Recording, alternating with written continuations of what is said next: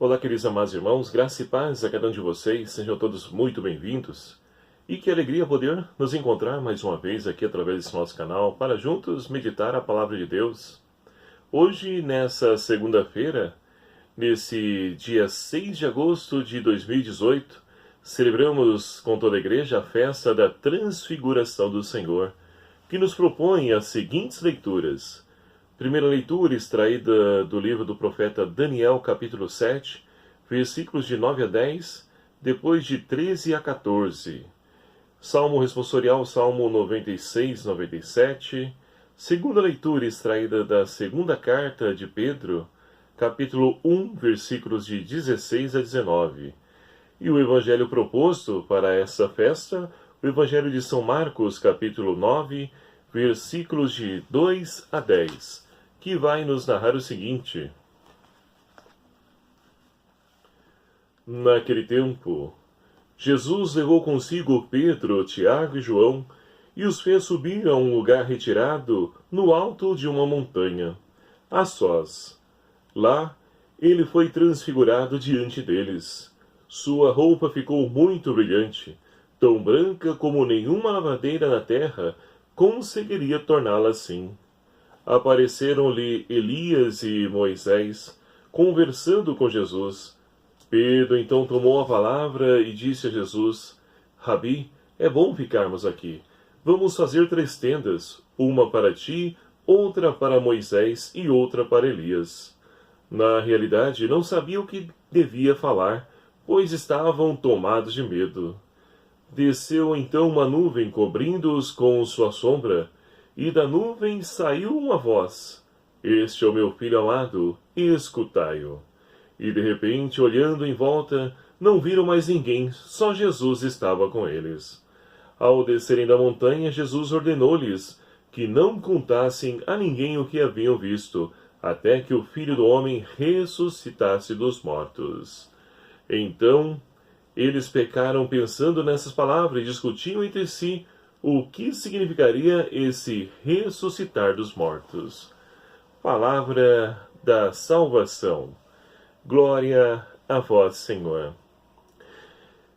Caríssimos irmãos e irmãs, estamos então vivenciando o mês de agosto, o mês vocacional, e somos então enriquecidos pela liturgia desse mês, que nos dá a graça de podermos celebrar a festa da Transfiguração do Senhor.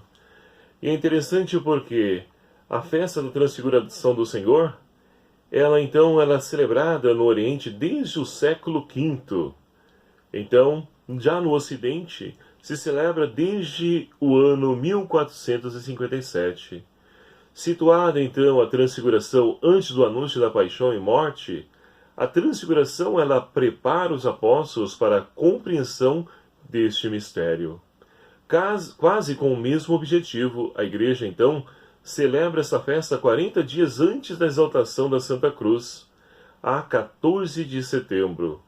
A Transfiguração, manifestação da vida divina que está em Jesus, é uma antecipação do esplendor que encherá a noite da Páscoa. Os apóstolos, quando viram Jesus na sua condição de servo, eles lembraram, com certeza, da condição divina a qual então o Senhor lhes reservara nessa solenidade a qual hoje nós celebramos. E assim então, meus queridos e amados irmãos, nós podemos mergulhar, adentrar na riqueza dessa liturgia, que, como vimos, essa festa é celebrada então desde muito tempo, e muito tem a nos ajudar para que possamos compreender também a dimensão divina de Jesus.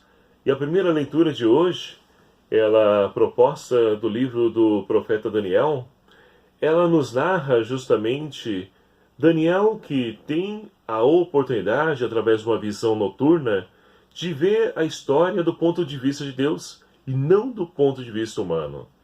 E diante disso, o que ele visualiza nessa visão noturna? Um ancião que senta-se num trono rodeado por milhões de milhares de pessoas e que ali o servem. E ali se achega para sentar também um como filho de homem. para poder então assentar no lugar que lhe estava reservado. E aí nós podemos então ver, meus queridos amados irmãos, que o tempo que Daniel escreve esse livro é um tempo de dificuldade, de perseguição para o povo de Israel.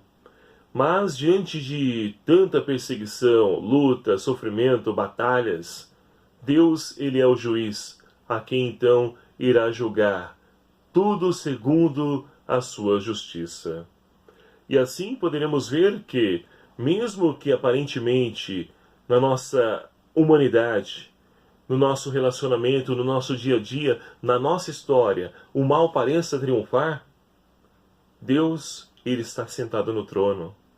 E quando então ele tomar o julgamento, irá estabelecer todas as coisas no seu devido lugar. Irá fazer justiça.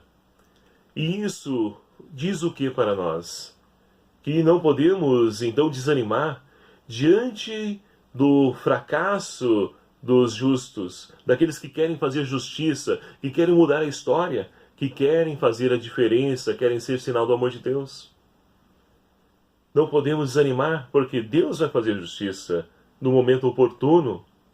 Ele vai então ali tomar as rédeas da situação e irá dar a vitória aos justos. E é interessante porque parece que nos dias de hoje o mal parece prosperar ainda mais do que aqueles que buscam trilhar os caminhos corretos, os caminhos do Senhor. Essa leitura então nos ajuda a poder compreender isso, que Deus está sentado no seu trono e que ele vai julgar os vivos e os mortos, que ele vai fazer justiça. E assim, meus queridos amados irmãos, podemos renovar a esperança de que não estamos sozinhos. Como essa grande multidão que Daniel visualiza, que servem a Deus, é também essa grande multidão nos dias de hoje que servem a Deus aqui na terra e que muitas vezes também passam por tribulações, dificuldades, mas que aqueles que oprimem não terão ali a vitória. A vitória, aparentemente, neste mundo, nessa vida, pode até ser deles, mas a vida definitiva, a vitória confere somente a Deus, compete apenas a Deus, melhor dizendo. E assim poderemos, com o salmista de hoje, louvar e bendizer esse Deus que é Rei. Deus é Rei, é o Altíssimo, muito acima do universo. Esse Deus que olha por cada um de nós. Embora distante, Ele está no meio de nós. Através do seu Santo Espírito que age na nossa vida para poder mudar toda essa nossa história. A segunda leitura de hoje, extraída da carta de São Pedro, nós temos então Pedro que vai dar testemunho dizendo o seguinte: ora, aquilo que nós pregamos, que nós falamos, não falamos de fábulas, de livros, histórias inventadas, mas falamos, contamos aquilo que nós mesmos testemunhamos. Olha que bonito. Então não é à toa que Pedro, Tiago e João estão ali, lá no monte junto com Jesus para a transfiguração. É para justamente dar testemunho, e o próprio Jesus do Evangelho que acabamos de ouvir vai dizer isso, que depois então da ressurreição, eles darão testemunho daquilo que viram. E é o que Pedro está fazendo hoje. Então, mostrando para nós que é Deus que age no ordinário da nossa vida e nos ajuda a fazer a experiência do mistério, do sagrado. Mas a grande diferença, e aí está aquilo que nós ouvimos no Evangelho, não podemos ficar como Pedro no Evangelho, que iria apenas ficar na experiência mística, no sobrenatural, e não queria mais descer, queria estabelecer ali moradas, colocando 3 tendas, uma para Moisés, outra para Elias e outra para Jesus. E aí nós podemos então entrar nesse Evangelho, onde Jesus, ele toma consigo Pedro, Tiago e João. E o porquê disso? Ora, Jesus, um pouco antes desse Evangelho de hoje, ele havia anunciado a paixão, a sua crucificação, que iria morrer, mas que depois iria ressuscitar. E os discípulos, então, entraram em conflito, por quê? Ora, nós deixamos tudo, abandonamos tudo para seguir um homem que vai morrer na cruz, um homem que vai morrer fracassado. E eles então ficaram abalados na fé. E Jesus então os convida a subir o monte. O monte é lugar de encontro com Deus. E ali então o próprio Cristo se transfigura diante deles, com a veste tão branca que nenhuma lavadeira desse mundo conseguiria então alvejar. E assim mostra para nós o que? Que Jesus, ele está portando as vestes da glória. É o Jesus glorioso que então os discípulos podem contemplar. Mas diante de tudo isso, Pedro, Tiago e João, que são as testemunhas oculares, eles têm medo. E se não bastasse, ali então se deparam com Moisés e Elias conversando entre si. O conteúdo dessa conversa, ora, vai apontar para aquele que é o fim de Jesus, a sua paixão, morte e ressurreição, mas que Jesus já antecipa que a glória é o seu fim, e não a cruz. E Pedro, Tiago e João estão ali amedrontados e não conseguem compreender, assimilar nada daquilo que estão experienciando. Tanto que Pedro, como dizia e repito, ele queria fazer então, diante dessa experiência mística, sobrenatural, ele queria estabelecer ali sua morada, permanecer ali. Só que quando ele pensa que já tinha visto de tudo, desce a nuvem, que é sinal da presença de Deus, assim como Deus, lá no Antigo Testamento, vinha à frente do seu povo numa nuvem, essa nuvem vem, desce, e dela vem a voz, dizendo: este é o meu filho amado, a qual então eu ponho todo o meu bem-querer. Então, meus queridos amados irmãos, o Pai dá testemunho do Filho que age através do Espírito no meio da sua igreja, no meio do seu povo, no meio dos seus discípulos. E assim, hoje, nós também temos a oportunidade de fazer essa mesma experiência. Quando nós, porventura, estivermos desanimados, abalados, abatidos diante das tribulações, angústias que passamos, nós podemos também subir ao monte. E que monte é esse? Ora, o altar.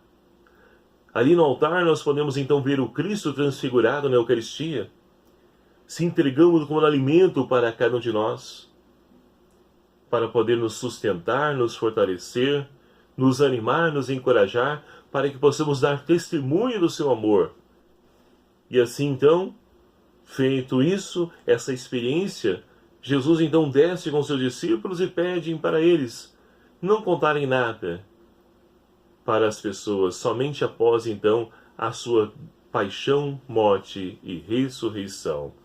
E assim, meus queridos amados irmãos, Jesus mostra que não quer ser reconhecido por suas glórias, mas sim pela sua entrega, a sua doação. E é triste quando nós então percebemos isso na igreja. Pessoas que vão atrás somente de glória, de fama, de se autopromover, de aparecer. Não é esse o caminho. Jesus nos ensina o caminho do serviço, da entrega, da doação. É assim que nós vamos então testemunhar esse Deus que está vivo e presente no meio de nós. É assim que nós vamos então também fazer a experiência do Cristo transfigurado. Portanto, meus queridos amados irmãos, que o Espírito Santo de Deus nos ajude a podermos então, nos momentos de dificuldade da nossa vida, subirmos ao monte para poder então renovar ali a nossa esperança diante de Cristo transfigurado. E feita essa experiência, que nós possamos também transfigurar diante de todos aqueles que o Senhor confiar aos nossos cuidados, dissipando toda e qualquer treva, para que a luz de Cristo possa resplandecer sobre todos aqueles que estão à nossa volta. Que Maria Santíssima, nossa Mãe, nos ajude e interceda por cada um de nós nessa nossa missão. Louvado seja o nome do nosso Senhor Jesus Cristo, para sempre seja louvado. Muito obrigado a você, meu querido amado irmão, que nos acompanha, que faz parte desse nosso canal, dessa nossa família. Muito obrigado a você. Você que ainda não se inscreveu no nosso canal, peço encarecidamente a você que se inscreva. É fácil, é só você clicar aqui em inscrever-se e venha também fazer parte dessa grande família. Ajude a divulgar esse canal, esse vídeo. Vamos crescer também enquanto cristãos, proclamando a palavra de Deus, pregando e anunciando esse reino de irmãos. E convido você também a me seguir no meu Instagram, @diáconoeverson, Twitter também, @diáconoeverson, e também no Facebook, Everson Neves Mendes. Acompanhe-nos lá. Também fazemos um trabalho de evangelização através desses outros meios de comunicação social. Conto com a sua ajuda e também a sua divulgação. O Senhor esteja convosco, Ele está no meio de nós. Por intercessão de Nossa Senhora, Rainha da Paz, abençoe-vos Deus Todo-Poderoso, Pai, Filho e o Espírito Santo. Amém. Um abraço fraterno a cada um de vocês. Fiquem na paz do Senhor. Até o próximo vídeo, se Ele assim nos permitir. Espero por você.